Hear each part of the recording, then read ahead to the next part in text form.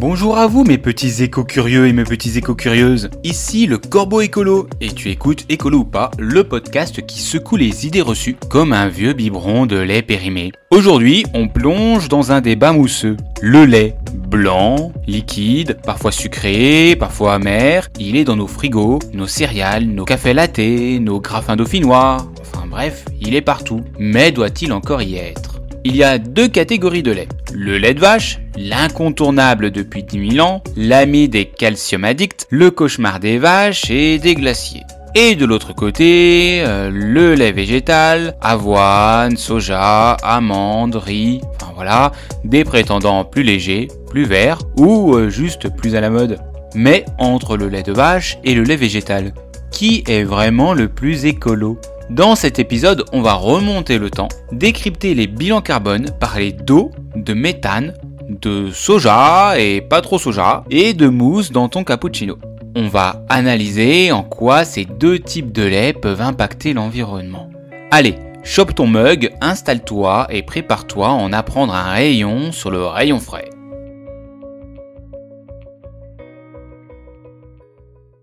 Avant qu'on parle soja, avoine et compagnie, faut rendre à la vache ce qui est à la vache. Parce que oui, le lait de vache, c'est un peu comme notre ex. Longue relation, très passionnelle, mais aujourd'hui, on commence à se demander si on ne devrait pas couper les ponts. Bon, remontons le temps. Il y a plus de 10 000 ans, dans une prairie perdue entre deux feux de camp, un humain regarde une vache et se dit « Et si je buvais le truc qui sort de là ?» Et bingo, c'est le début de notre grande histoire d'amour lacté. Le lait devient sacré, puis symbole de santé, de force, de calcium à la télé. Et oui, coucou les pubs avec les moustaches blanches et les slogans genre « Les produits laitiers sont nos amis pour la vie ». Oui, toi aussi tu les as encore en tête, Mais derrière ce petit nuage blanc, il y a une sacrée tempête.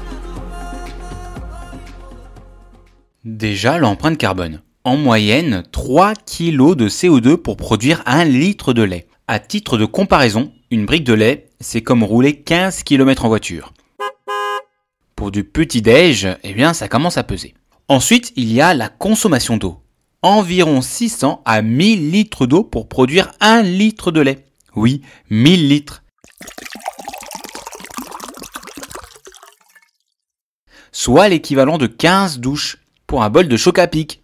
Et il y a l'utilisation des terres.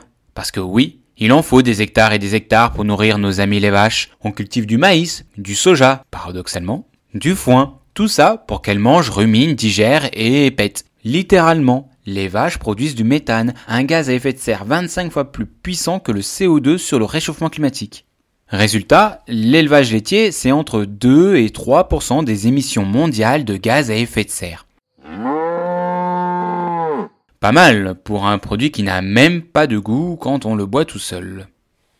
Et puis, côté éthique, c'est pas trop la fête dans la ferme. Alors ok, la vache est sacrée dans certains pays. Mais dans nos élevages industriels, c'est plutôt, les veaux séparés à la naissance, l'insémination à répétition, et les vaches exploitées jusqu'à l'épuisement.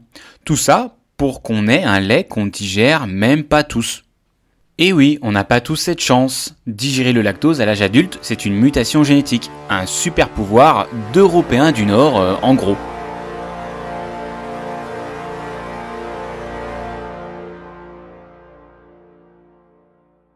Et il y a aussi le fromage, parce que oui, je sais ce que tu penses. Et moi, je bois pas de lait. Je mange que du fromage. Spoiler, le fromage, c'est du lait x 10, parce qu'il faut environ 10 litres de lait pour 1 kg de fromage. Donc, si tu consommes du fromage, tu consommes du lait de vache, version concentrée. Pas d'échappatoire, petit gruyère rebelle. En résumé, le lait de vache, c'est un héritage culturel fort. Mais c'est aussi un poids écologique majeur et une industrie pas jolie côté bien-être animal. Alors, on fait quoi ? On se cherche un nouveau lait ? Allez, on passe au crible les laits végétaux, ceux qui te font croire qu'ils vont sauver la planète et ton latte.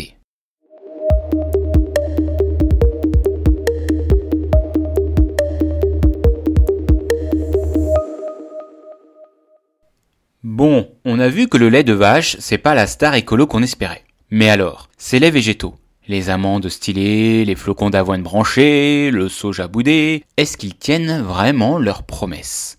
Est-ce que c'est vraiment Greta friendly ou juste une illusion dans une brique recyclable ? Eh bien, spoiler, ça dépend beaucoup de qui tu invites à ton brunch. Commençons par le lait d'avoine.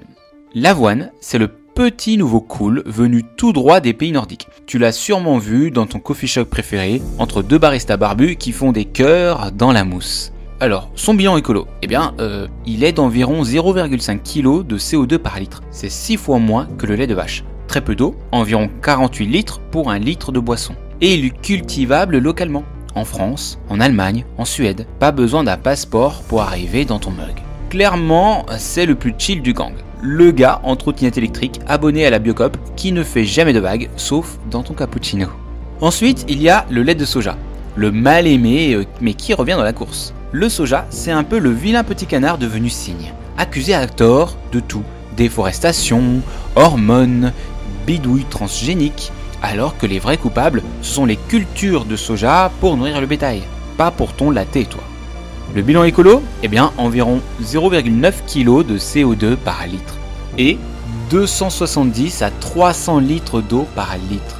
Le gros point de vigilance, c'est l'origine du soja. Le soja brésilien, il pose de gros problèmes de déforestation, liés aussi à la monoculture, à l'utilisation intensive de pesticides. Le soja européen, il est beaucoup plus clean et il est souvent bio. Si ton lait de soja vient de France ou d'Italie, tu peux le siroter tranquille. Mais si c'est écrit Made in Brazil, là, il vaut mieux reposer la brique. Ensuite, il y a le lait d'amande. Alors lui, on le voit partout. Instagram adore, les smoothies détox aussi. Mais écologiquement parlant, c'est pas vraiment la bonne graine. Alors, au niveau de son bilan écolo, il a une empreinte carbone faible. Environ 1,1 kg par litre. Donc ça va. Mais côté eau, alors là, c'est le beau gosse qui boit toute l'eau. Environ 4000 litres pour 1 litre de lait. Alors pourquoi ? Parce que les amandiers sont des assoiffés. Et en Californie, où est produite 80% des amandes mondiales, il y a déjà des sécheresses chroniques là-bas. Et en plus, la pollinisation intensive tue des millions d'abeilles chaque année. Ambiance ruche apocalyptique. Le lait d'amande, c'est en fait le mannequin vegan qui dit qu'il est green, mais qui fait son footing en jet privé, donc pas crédible. Ensuite, il y a le lait de riz. C'est un peu le discret, mais aussi un peu louche. Eh oui, on en parle moins, mais il est là. Présent dans les rayons depuis longtemps, souvent conseillé pour les estomacs sensibles. Mais niveau écologie, il a une double vie. Alors, pour son bilan écolo, son empreinte carbone, il est d'environ 1 kg de CO2 par litre. Donc, c'est pas dramatique. L'eau, on est environ à 270 litres par litre. Bon, pas catastrophique non plus. Mais le problème, c'est que le riz est une des cultures qui émet du méthane, comme les vaches. Et ouais, en milieu humide, les bactéries des rizières produisent ce gaz 25 fois plus puissant que le CO2. En gros, il se la joue discret, mais dans l'ombre, il pollue en douce. C'est un peu comme ton voisin qui fait tourner sa tondeuse thermique le dimanche matin. Ensuite, il y a le bonus coco. Le lait de coco, c'est le petit goût d'évasion, mais il vient de loin, très loin. Sri Lanka, Indonésie, Philippines, donc gros transport, gros CO2 dans ta noix. Il a un impact modéré, mais le transport plombe son score. Et dans certaines régions, les plantations de coco sont aussi liées à des problèmes sociaux et de déforestation. La coco, c'est bien pour un dessert de temps en temps, mais en usage quotidien, c'est un peu comme écouter des podcasts en streaming sur un vieux Nokia. C'est pas idéal. Alors, faisons un petit récap. Déjà, le lait de vache. Le lait de vache, c'est 3 kg de CO2 par litre. C'est celui qui va émettre le plus de CO2. Ensuite, il va consommer 1000 litres d'eau. Donc énormément d'eau pour 1 litre de lait. Donc il y a un gros impact qui est lié à l'élevage intensif. Ensuite, l'avoine. L'avoine, lui, ne va rejeter que 0,5 kg par litre. Donc très peu de CO2, et ne va consommer que 48 litres d'eau pour 1 litre de lait. Il est plutôt local, cool, et du coup, il fait partie de la team barista. Ensuite, il y a le soja. Le soja, c'est 0,9 kg de CO2 par litre, donc très peu aussi. Et on a besoin de 260 litres d'eau pour faire 1 litre de lait. Ça va encore. Le soja, c'est bien si c'est local, mais pas si c'est d'origine amazonienne. Ensuite, on a l'amande. L'amande, au niveau CO2, on est aussi bien, c'est 1,1 kg de CO2 par litre. Par contre, niveau consommation d'eau, c'est pire que le lait de vache. 4000 litres d'eau pour faire 1 litre de lait à base d'amande. C'est une catastrophe hydraulique californienne. Ensuite, on a le lait de riz. Le riz, c'est 1 kg de CO2 par litre de lait et ça représente 270 litres d'eau consommée pour 1 litre de lait. Mais attention au méthane qui est en embuscade. Et le bonus, le coco, c'est très peu en CO2, 0,9 kg de CO2 par litre et ça représente 200 litres d'eau pour 1 litre de lait. Mais attention à son transport qui est lourd. Donc, verdict, il n'y a pas de boisson magique, mais il y en a des franchement pires que d'autres. Et l'important, c'est aussi de regarder d'où ça vient, comment c'est produit, et si tu as vraiment besoin d'en boire 3 litres par jour. Et maintenant, on passe à l'heure du bilan, c'est l'heure du verdict.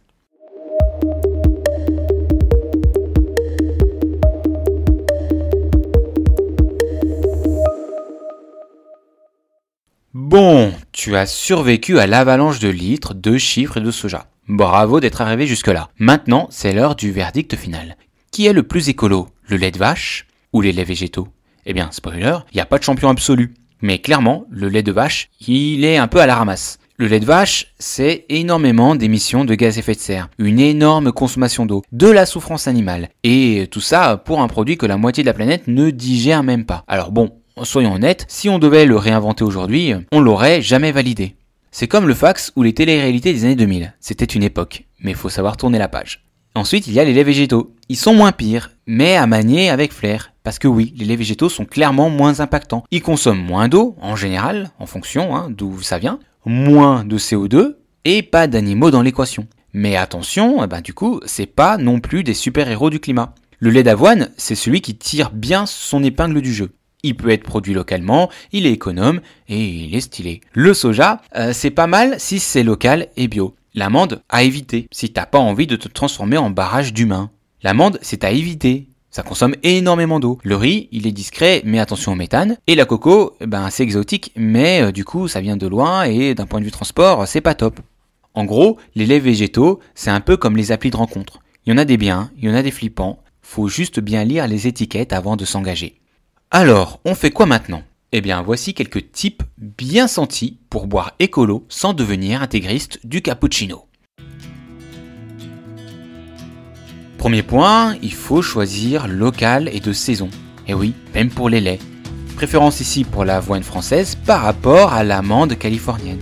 Ensuite, deuxième point, il faut regarder les étiquettes. La composition et l'origine des ingrédients et des ajouts inutiles, par exemple du sucre, de l'huile de tournesol, etc. Troisième chose, c'est que tu peux faire ton propre lait végétal maison. Une poignée d'avoine, de l'eau, un mixeur et magie. Bonus, il n'y a pas d'emballage pour ton lait, pas d'additifs et zéro greenwashing.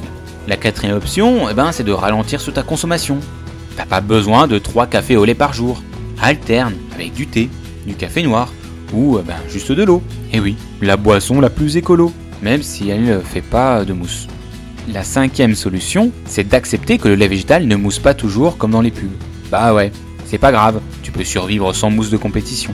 En résumé, le lait de vache, c'est has-been, énergivore et pas si indispensable, si on le regarde d'un point de vue climatique, et consommation d'eau, et souffrance animale, enfin bref. Les laits végétaux, ce sont des alternatives bien plus douces pour la planète, à condition de faire un minimum attention à leur origine. Et le top du top, c'est de faire toi-même ton lait, de consommer moins et d'arrêter de croire qu'un latte mousseux sauvera le climat.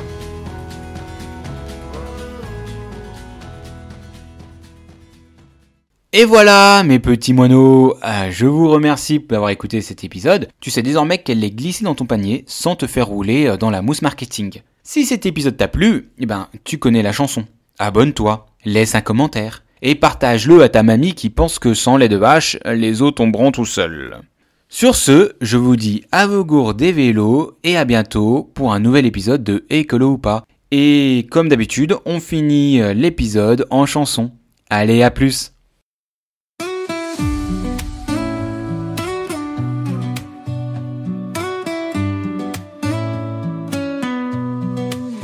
De produits, de choix, lequel est plus vert? J'ai creusé, fouillé, comparé sans repère. Promesse en l'air, ou vraie révolution?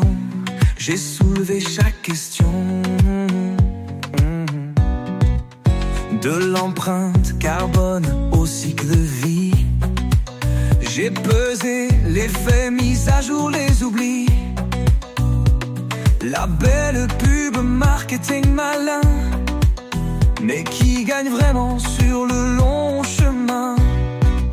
Merci d'être là pour décoder, comparer, trancher sans se faire berner. À la prochaine pour d'autres duels entre greenwashing et vraies étincelles. Qui a gagné, qui a perdu?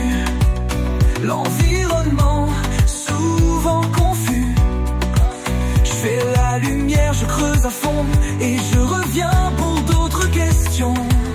Alors maintenant d'autres questions.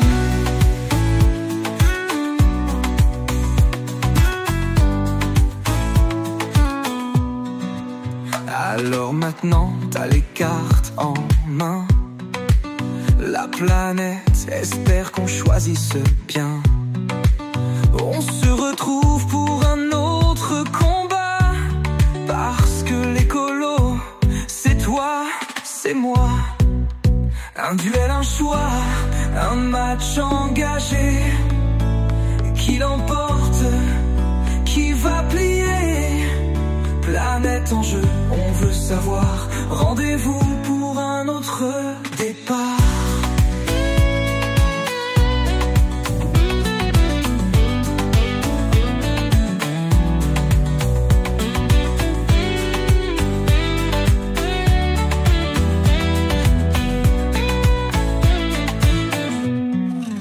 Merci d'être là pour décoder, comparer, trancher sans se faire berner. À la prochaine pour d'autres duels entre greenwashing et vraies étincelles. Qui a gagné, qui a perdu? L'environnement souvent confus. Je fais la lumière, je creuse à fond et je reviens pour d'autres questions. Un duel, un choix, un match engagé. Qui l'emporte, qui va plier? Planète en jeu, on veut savoir. Rendez-vous pour un autre départ.